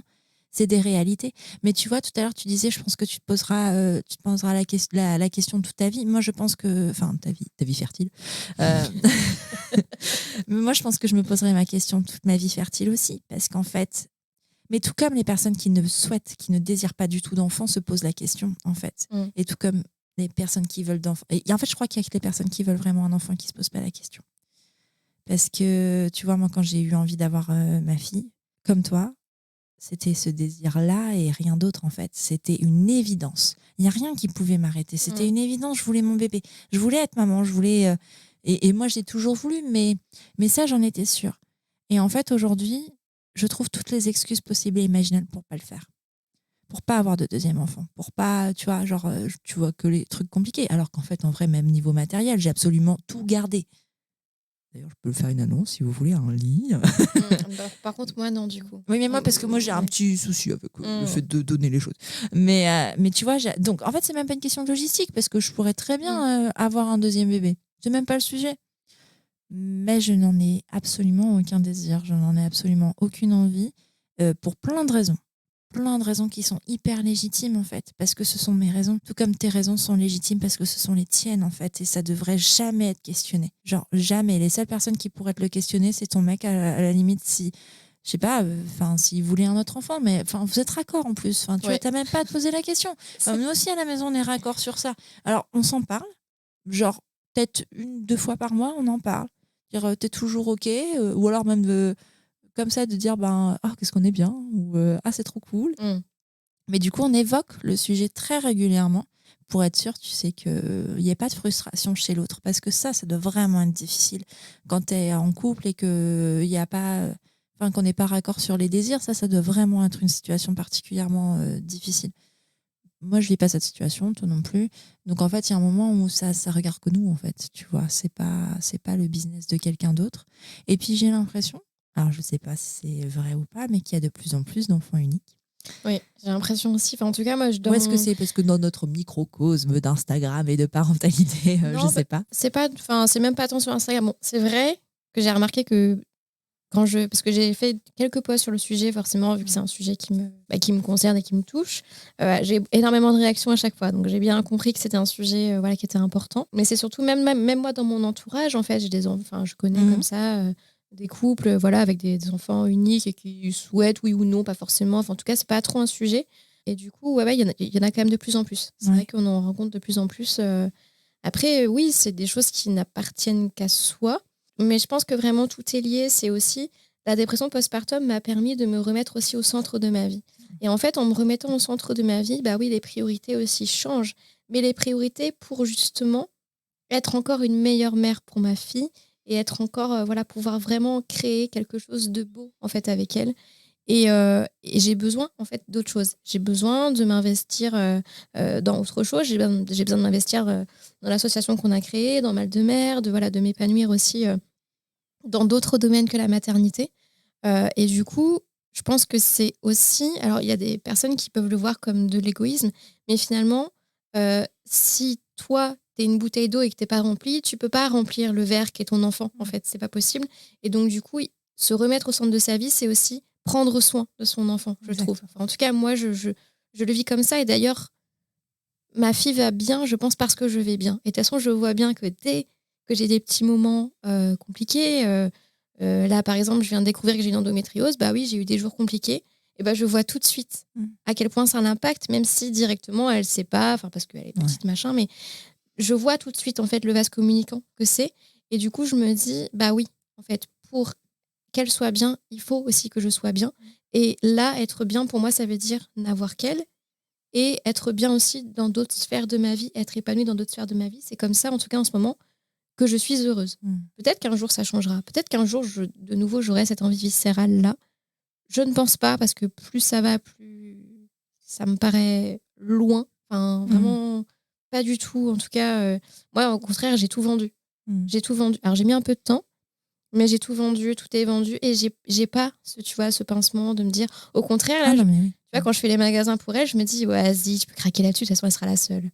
Tu vois, je suis, moi, dans cette dynamique de me dire, de toute façon, en fait, c'est OK, tu peux craquer là-dessus, parce que de toute façon, c'est la première et dernière fois que tu vis ça. Alors oui, bien sûr, des fois, quand je vois sur Instagram, et voilà, en plus, il y a beaucoup de choses qui ont évolué, donc c'est vrai que des fois, je me dis, peut-être revivre un postpartum, ça me permettrait de tester telle chose. Telle écharpe, telle poussette. Voilà, de rattraper peut-être des choses que j'ai pas fait avec ma fille, etc. Mais en même temps, l'envie ne vient pas déjà, encore une fois, et surtout ne doit pas être un moteur de réparer quelque chose, parce qu'en fait, l'histoire avec Mélodie, c'est l'histoire avec Mélodie. Il n'y a pas une autre histoire avec un autre bébé éventuel qui viendrait réparer. Et puis de toute façon, il n'y a rien à réparer. Parce qu'en fait, l'histoire est juste comme ça. Et au contraire, je pense que de vivre ça avec elle, ça a permis plein de choses. Et ça a permis, justement, peut-être aussi que notre relation aujourd'hui soit assez géniale. Je ne suis pas du tout objective, mais c'est pas grave. Non, mais moi non plus, mais je trouve que c'est vraiment extraordinaire. Et du coup, je me dis, non, en fait, il fallait peut-être qu'on passe par là. Il fallait peut-être que moi, je passe par là pour être aujourd'hui la mère que je suis avec elle, qui a l'air quand même pas trop mal. L'enfant est pas trop mal, on est quand même plutôt heureux. Donc finalement, je me dis, non, en fait, il n'y a rien à réparer. Puisqu'en fait, c'est aussi les trucs pourris qui ont fait ça. Et donc, finalement, non, il n'y a pas non plus ce truc de... Parce que j'avais écouté des podcasts, il y avait un podcast d'ailleurs qui m'avait mis le doute, parce qu'elle disait justement que d'avoir ce deuxième enfant, ça avait réparé beaucoup de choses de son premier postpartum. Pareil, il a fait une dépression postpartum, etc. Et j'avais ressenti beaucoup de culpabilité de me dire, oh là là, mais toi aussi, tu devrais peut-être essayer ça, peut-être que ça marche.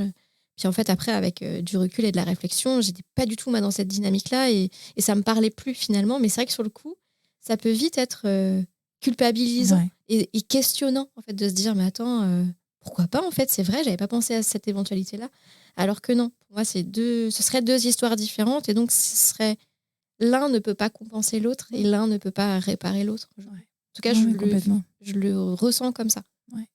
Et puis, tu vois, les personnes qui ont plusieurs enfants le disent, l'amour se multiplie. En revanche, l'emploi du temps, il se multiplie pas. Enfin, je veux dire, il n'y a pas plus de temps dans la journée, et tu dois diviser ta disponibilité par enfant. Moi, tu vois, ça, c'est un truc où, en fait, je me vois pas. Genre, j'ai une hantise, je sais pas, ça me met de l'urticaire presque d'imaginer cet emploi du temps sur mon frigo, tu sais, avec les différentes activités, les trucs comme ça. Et en fait, en vrai, moi, j'en veux pas. Moi, j'ai pas ça non plus, parce qu'en fait, c'est... Et tu sais, en plus, c'est rigolo que tu parles de ça, parce que l'autre jour, tu sais, à la rentrée, Leclerc, là, t'as tous les organisateurs familiales et tout. Et c'est vrai que ça vient rebondir sur la notion de famille, justement, parce qu'une fois, à un moment donné, dans ma carrière d'infirmière, j'ai bossé dans un labo, et il y a une femme qui m'a dit, mais vous voulez pas de deuxième enfant, mais ça veut dire que vous voulez pas être une famille. Et en fait... c'est d'une violence. Les gens sont violents. Mais c'est tellement méchant. En fait, elle a pas fait exprès. En plus, elle était enceinte. Ouais, mais c'est horrible. Justement, de son deuxième enfant. Et en fait, je suis restée un peu con sur le coup, parce que j'avais pas du tout vu ça comme ça. Et je lui ai juste répondu, mais on est déjà une famille. Et en fait, en lui répondant ça, elle s'est excusée de m'avoir dit ça. Elle s'est rendue compte. Elle m'a dit, oui, non, mais en fait, c'est pas ce que je voulais dire, mais... C'était pas sa vision de la famille, à elle. Voilà. Et en fait, c'est vrai que ce truc d'organisateur familial... Et c'est vrai que des fois, moi, je regardais ces trucs-là à la rentrée, là, puis je me disais, est-ce qu'on a besoin de ça, nous ? Alors qu'en fait, moi, j'imprime des calendriers, je les colle sur mon frigo et ça passe, quoi. Enfin, on arrive à Google Agenda partagé, ça marche très bien. On arrive à se dépatouiller, il n'y a pas non plus tant que ça de logistique. Mais ça vient questionner justement cette notion de famille. Est-ce qu'on est véritablement une famille quand on a un seul enfant? Mais j'avais fait un autre post aussi qui venait questionner le fait que est-ce qu'on est véritablement mère quand on n'a qu'un seul enfant? Comme si tu n'avais pas expérimenté la totalité de la maternité, puisque tu n'as pas galéré avec 2, 3, 4 enfants, que tu n'as pas eu la logistique de devoir gérer 2 enfants. Alors que moi, je ressens en tout cas fondamentalement au fond de moi, peut-être que c'est d'avoir traversé aussi une difficulté maternelle, une dépression postpartum, qui fait que j'ai un peu la sensation d'avoir exploré tous les recoins, d'avoir été grattée dans tous les recoins. Et du coup, j'ai pas, moi, cette sensation d'avoir, qu'il me manque un morceau pour être pleinement mère. J'ai pas la sensation d'être ce camembert à qui il manque une part, quoi. Ouais, pour moi, j'ai expérimenté ce que je devais expérimenter avec elle. Alors oui, il y a sûrement d'ailleurs des choses que j'ai pas connues parce que elle est pas comme ça, ou parce qu'elle ne m'a pas fait vivre ça, ou parce que moi, on n'a pas traversé telle ou telle chose. Mais je vais pas aller faire un deuxième enfant pour me dire, tiens, j'ai pas, j'ai pas traversé ce truc-là. Si j'y allais, juste pour voir ce que ça fait, pour vraiment valider le fait que je suis mère.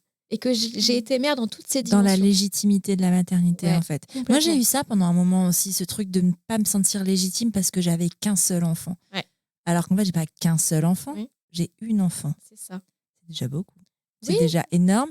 Et en fait, ça fait pas de moi moins une mère qu'une mère de plusieurs enfants, en fait. Tout à fait. Mais ça, j'ai mis du temps, tu vois, à l'intégrer, de me dire, en toute objectivité, oui, pour moi, c'est plus facile d'avoir un seul enfant. Oui, il y a plein de difficultés que je n'ai pas parce que j'ai un seul enfant. Je suis d'accord avec toi. C'est-à-dire que mon enfant est malade, elle est malade. Je dois la gérer une semaine, ça dure une semaine. C'est-à-dire qu'elle va pas le refiler à sa petite sœur ou son petit frère.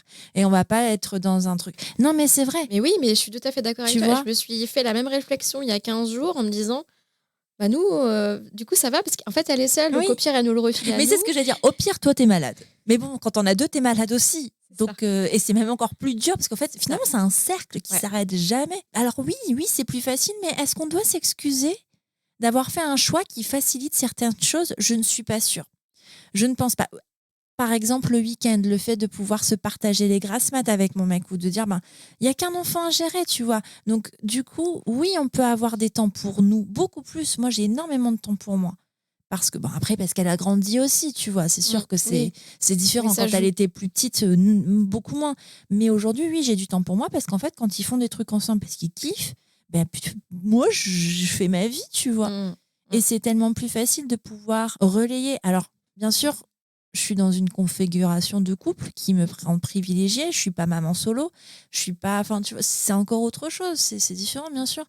Mais du coup, ce statut-là, cette facilité-là, moi, j'ai appris à ne plus m'en excuser. Dire qu'en fait, désolé, mais non, pas désolé. Désolé, pas désolé, quoi. De dire, en fait, c'est mon choix. Et tout comme tes 2, 3 enfants, c'était ton choix. Ça veut pas dire que je dois pas te dire que c'est difficile, genre, bien fait pour toi, c'est toi qui l'as choisi. Non, c'est pas ça.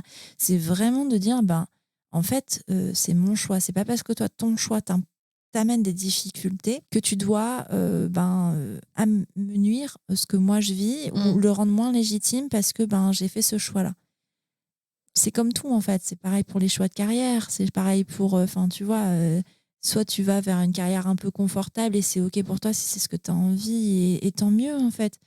Mais les personnes qui font d'autres choix de vie, de carrière plus difficiles, plus impactantes sur l'emploi du temps, je veux dire, ou même sur le financier, vont pas aller taper sur et dire ah ouais, toi t'as rien à dire, tu fais un truc facile ou t'as choisi cette carrière-là, ou t'es mère au foyer, enfin tu vois, ça a ses inconvénients, ça a ses avantages, c'est des choix, mais ça rend pas moins humain, ça rend pas moins parent, ça rend pas moins personne. Enfin, je veux dire, on reste des personnes avec des sentiments, avec des légitimités. Et oui, dire j'ai un seul enfant, j'ai une enfant, j'aime pas du tout dire j'ai un seul enfant, j'ai qu'une enfant, oui c'est plus facile pour moi sur certaines choses, ne rend pas ma maternité moins légitime en fait. C'est plus facile, mais des fois aussi, moi justement j'avais fait ce post là sur la charge mentale. Je sais aussi que j'ai déjà expérimenté un petit peu parfois quand il y a un petit copain qui vient ou des. En fait, je la vois pas des fois de l'après-midi. Ah mais moi je la vois jamais quand il y a quelqu'un d'autre. Et c'est les vacances. Il y a eu des fois, c'est ça, en fait. J'adore moi quand il y a ses copines qui viennent à la maison. Il y a eu des fois avec mon mec, on s'est dit, mais en fait, si on en avait deux, peut-être que ce serait comme ça tout le temps. Elle nous solliciterait moins. Mais en même temps, en fait, c'est ok. Du coup, moi, je joue beaucoup avec ma fille. Quand je suis à la maison, un temps dédié pour elle, c'est vraiment du coup pour elle. Donc, je compartimente quand même pas mal les choses parce que justement, elle est seule. Alors, même si maintenant elle a grandi, donc c'est bien plus facile, justement. Et je l'encourage aussi à jouer seule parce que c'est important aussi pour un enfant de s'ennuyer. Et du coup, finalement, c'est là où il crée les meilleures choses, les meilleurs jeux. Mais en même temps, encore une fois, peut-être dans cette dynamique toujours de pallier à quelque chose parce que sûrement, comme tu l'as dit tout à l'heure, moi, j'ai connu en fait, le fait de faire les jeux de société avec mon frère, le fait de partager toujours tout avec mon frère, je pense que je suis dans cette dynamique de il faut aussi qu'elle partage des choses avec quelqu'un dans son quotidien. Et donc, ce quelqu'un, vu qu'il n'y a pas de frère ou de sœur, c'est moi ou mon conjoint ou c'est très bête, mais on lui a acheté un lapin. Comme si j'avais besoin qu'elle ait quelque chose à partager avec quelqu'un qui soit humain ou animal. Voilà, quelque chose qu'elle puisse avoir quand même de l'interaction et comment dire, qu'on puisse lui rendre en fait l'intérêt, avoir de l'intérêt pour elle, que quelqu'un d'autre puisse aussi avoir de l'intérêt pour elle, comme un peu dans une relation frère-sœur avec aussi, Et en même temps, je me dis, tu vois, dimanche, il y a une petite copine qui est venue à la maison et elles se sont à la fin beaucoup chamaillées, tout ça. Et là, je me suis dit, j'avais qu'une envie, c'était que la petite, elle s'en aille. Et je me suis dit, mais jamais de la vie, je veux vivre ça au quotidien. Et je sais qu'aussi, la relation frère-sœur, c'est ça. C'est aussi des conflits, de devoir un petit peu enfin, voilà, composer avec les envies de l'un, de l'autre, Ouais. etc. Et en 20 minutes, ça m'a Ah oui. Non, puis en ça fait, m'a t'as aussi. épuisée. Mais c'est ça. Puis t'as aussi ce truc de quand les copains, les copines qui viennent, bah, c'est assez éphémère. C'est le côté exceptionnel qui fait qu'en fait, tu les vois pas de l'après-midi et qu'ils sont pas là. Mm. Mais il y a aussi le facteur de dire, bah, en fait, quand t'as plusieurs enfants, bah, déjà, ils ont pas le même âge, à moins d'avoir une grossesse multiple. Mm. Mais Ouais. ils ont pas le même âge. Ouais. Donc, ils ont pas forcément les mêmes intérêts. Et puis, ils ont pas les mêmes sensibilités. Je veux dire, tes amis, tu les choisis. Ouais. Quand t'as 5 ans Ouais, aussi, ouais. tu vois. Mm. Enfin, moi, ma fille, elle est pas amie avec tous les enfants de sa classe. Ouais, moi, c'est pareil. Donc, c'est des en affinité. Donc, ça marche. Forcément que ça marche, puisqu'ils se sont choisis. Un frère ou une sœur, tu choisis pas. Ça veut pas dire que ça marche, tu vois. C'est ça. Ouais. Mais j'ai aussi des fois ce truc de dire ça serait quand même vachement pratique s'il y avait quelqu'un là pour jouer avec elle.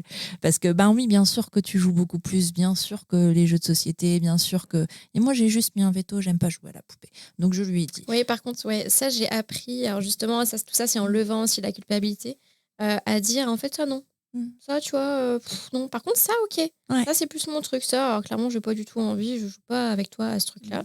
Et du coup, c'est ok. Soit elle joue avec son père, ou soit elle joue seule, ou soit, enfin voilà, on trouve des compromis. Mais oui, oui, j'ai appris aussi à dire, moi, je veux bien, en fait, mais dans mes propres limites aussi, parce que C'est important. sinon, ça devient un sacerdoce, en fait. Ouais. Et j'ai envie que de ces moments, on garde aussi le plaisir. Ouais, bien Là, sûr. je suis excitée, c'est bientôt Noël.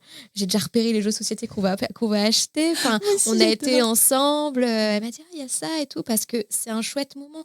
Je sais aussi qu'à travers ça, je reproduis ce qui s'est passé aussi avec mon frère, parce qu'on jouait énormément aux jeux de société. Et je prends du plaisir là-dedans. Et donc, je me dis, bah, si moi, j'ai pris du plaisir là-dedans, j'ai aussi envie de lui transmettre Bien ça. sûr. Et elle a l'air d'aimer. En tout cas, elle se force pas. Elle est même demandeuse, en fait. Mais oui, ça demande aussi du temps, de l'implication. C'est peut-être moins parfois évident que quand voilà, ils jouent tous les deux seuls, ou ils se créent aussi des choses d'enfant à enfant. Des fois aussi, il faut peut-être se mettre, pas à niveau, mais des fois, je me dis, ah là là, est-ce que mon comportement face à cette activité, comment je me positionne en fait? Est-ce que c'est je suis copine de jeu, entre guillemets, à ce moment-là, ou est-ce que je suis parent? Et puis, je suis souvent un peu de tout, en fait, finalement. Finalement, tout se mélange, en fait, parce qu'il y a des moments où tu dois peut-être recadrer un peu, puis des moments où en fait, tu te laisses porter par le jeu. Et puis... Mais je pense que finalement, dans la parentalité, en tout cas, moi, dans ma parentalité, je suis toujours un peu de tout. En fait, je suis assez, je suis assez cool sur certains trucs. Il y a peut-être des choses... mais parce que, en fait, j'ai aussi peut-être des fois du mal à me positionner. Alors, et moi, j'ai mis très longtemps, on me disait, c'est ta fille? Et j'étais là, ouais, c'est ma fille. Je crois que c'est ma fille, ouais. Enfin, vraiment dans ce truc de... c'est la personne que j'aime le plus au monde. Mais c'est tellement une personne à part entière que des fois, je trouve que dans le truc de dire c'est ma fille, c'est un peu comme si je me l'appropriais et que, alors que finalement, on a une magnifique relation. Alors oui, c'est mon enfant, je lui transmets des choses, etc. en tant que parent. Mais il y a beaucoup aussi de... comment dire, j'aime pas du tout dire instinct parce que c'est pas du tout... Enfin, j'ai un truc contre l'instinct maternel, mais c'est intuitif en tout cas. Je me pose pas trop de questions de... oui, je sais que je dois quand même la guider dans certains trucs. Mais finalement... Mais tu la guides, en fait. Ouais. Tu la guides au quotidien. Il n'y a pas de... Et ça, je pense que tu le comprends de plus en plus quand ton enfant grandit, c'est que tu lui montres l'exemple. Tu vois, tout à l'heure, il y a 3 minutes, du fait de dire, ça, j'aime pas jouer, ou ça, non, j'aime pas trop. Mais en fait, c'est aussi montrer l'exemple. Dire, en fait, tu as un consentement. Tu dis non. Tu sais dire non. Donc, du coup, tu as ce rôle de tuteur un petit peu... Priscilla de Délicate Prose qui avait mis ça, de en fait, voir la parentalité comme un tuteur avec une plante. C'est-à-dire que tu la laisses pousser, mais tu es là pour en fait la guider, mais sans forcément avoir imposer des choses, en fait, tout simplement faire les choses naturellement. Et c'est ça au final. Et tu n'as pas besoin... Enfin, moi, tu vois, à la maison, il y a des règles. Il y en a très peu, tu vois. Je suis hyper flexible comme personne. Enfin, je suis pas... On pourrait apparenter ça à du laxisme, peut-être. Moi, je sais que c'en est pas. Je sais parce que je vois le résultat et je sais ce que ça donne et je sais que ça marche et je sais que ça fonctionne pour nous en tout cas parce que nous, on est nous. Ça veut pas dire que ça a marché pour tout le monde, tu vois. Mais tu vois, il n'y a pas besoin d'être, tu sais, hyper... Puis si ça vous va, en fait, si vous êtes heureux, tant mieux, en fait. Ouais, c'est ça. Mais ça, de toute façon, même avec tout tout ce qui a pu se passer depuis le début, la dépression postpartum, je me suis beaucoup renfermée quand j'allais pas bien, notamment face aux conseils, aux remarques, etc. Parce qu'en fait, c'était trop. Déjà, moi-même, avec ma petite personne, je traversais tellement une crise qu'en fait, la seule personne que j'ai écoutée, c'est elle. Là, mon seul guide, c'était elle, en fait. Et c'est toujours le cas. En fait, la seule personne sur laquelle je me base, c'est elle. Je peux paraître des fois presque hautaine ou presque j'en ai rien à foutre parce que je suis pas du genre à aller me mêler. J'ai beaucoup de mal avec les conversations entre mamans, ces trucs où voilà, il y a des fois il y a des jugements ou des comparaisons, des choses comme ça. J'ai beaucoup de mal. C'est un truc qui me met très mal à l'aise parce que je vais souvent du coup me mettre en position pas d'infériorité, mais me dire oh là là, attends, il y a ça, trop d'informations. Et en fait, vite, ça me fait paniquer parce que déjà, moi, être mère, c'est déjà tellement un sujet. Je me dépatouille tellement en fait avec voilà, mes propres ressources et mes propres failles que si tu viens rajouter d'autres trucs, oh là là, je panique, c'est trop. Donc en fait, je vais plutôt avoir tendance à fuir ça. Et donc ça, du coup, j'ai appris quand même à... Enfin, finalement, c'est venu naturellement d'esquiver carrément ces trucs-là. Et donc, je suis mon petit bonhomme de chemin. Et quand la maîtresse me dit « Ah, bah Mélodie, ça se passe nickel, hyper sociable, elle sourit tout le temps, elle est toujours contente. » Je me dis « Ok, bah, le job a l'air de plutôt avoir été plutôt bien fait. En fait, j'ai pas de comparaison, j'en sais rien. Alors bien évidemment, on rencontre aussi des difficultés comme tout parent de toute façon. Mais mon guide, c'est elle. En fait. Littéralement, j'ai personne d'autre. Si elle est bien, je suis bien. Mais surtout aussi, vraiment, encore une fois, si je suis bien, elle est bien. Et donc, c'est aussi me recentrer sur moi et me dire, toi, de quoi tu as besoin pour aller bien, pour que du coup, les choses puissent finalement couler assez facilement. Quoi. Merci Chloé. Merci pour cet échange, c'était vraiment hyper passionnant. J'aurais pu le faire durer encore des heures et des heures, mais bon, après on va me dire que ça dure trop longtemps. Mais merci. Je parle beaucoup. trop. Non, mais c'est ça. Quand ça match, hein, tu sais. Et c'est vrai qu'on pourrait parler de ces sujets pendant des heures. Où est-ce qu'on peut te retrouver? Où est-ce qu'on peut trouver tes ressources si importantes sur Instagram? Dis-nous. On peut me trouver du coup sur le compte Mal de Mer. Voilà. C'est extrêmement bien trouvé ce nom. C'est très beau. Ouais, je suis assez fière. Ouais, tu peux, c'est vraiment super. Voilà. Puis j'ai un site aussi, il y a pas mal de choses. Enfin, voilà, allez sur Mal de Mer. De toute façon, je suis active tous les jours et je partage. On commence à être pas mal, donc voilà, on vous accueille avec grand plaisir. Ouais, carrément. Et je profite de t'avoir aussi pour faire un petit clin d'œil à Élise de l'association Maman Blues. Tout à fait. Et de parler de cette association si vous vous sentez pas bien, si vous avez, si ça va pas, juste, vous pouvez vous rapprocher de cette association qui est assez extraordinaire. D'ailleurs, vous pouvez aussi me retrouver sur l'association Maman Blues puisque je coécris avec Élise pour du coup le compte Instagram de Maman Blues. Trop bien. Voilà. Merci beaucoup. À bientôt. Bien, à bientôt. Voilà, c'est terminé pour ce nouvel épisode de Prenons un café. Je te remercie d'avoir écouté jusqu'au bout et s'il t'a plu, je t'invite à le partager sur tes réseaux sociaux, à tes amis dans la vraie vie, bref, au plus grand nombre. Après ça, tu peux aussi envoyer un max de love à Prenons un café sur Apple Podcast. C'est hyper simple. Tu ouvres ton appli Apple Podcast sur ton iPhone, tu vas sur Prenons un café et tu descends tout en bas. Là, tu mets le nombre d'étoiles que tu souhaites. 5 au choix. Et tu écris ce que tu veux dans la section avis. Par exemple, le 19 mai, Marie écrivait « Un grand merci pour ce podcast. Je ne suis pas encore concernée par la parentalité, mais je comprends grâce à ton podcast ce que mes proches vivent. Et c'est précieux pour mieux les soutenir au quotidien. » Merci mille fois Marie pour ce message qui me touche au plus haut point, parce que c'est précisément pour cette raison que j'ai décidé de créer Prenons un café. Bon, et puis si tu n'as pas Apple Podcast, tu peux toujours parler de Prenons un café autour de toi. Ça ne mange pas de pain et ça fait toujours plaisir.